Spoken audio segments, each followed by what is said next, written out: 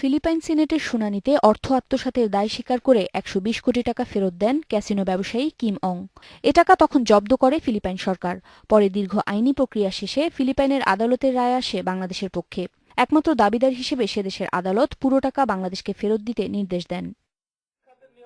শিগগিরই এই অর্থ ফেরত পেতে ফিলিপাইন সরকারের কাছে আবেদন করবে বাংলাদেশ ব্যাংক। এখন এটা এক্সিকিউশন শুট সেখানে করা হবে খুব শিগগিরই, এবং এটার রায় হলেই সেটা কিভাবে কার কাছে কার মাধ্যমে বাংলাদেশে আসবে সেটা আরো পরিষ্কার করে ওখানে বলা হবে।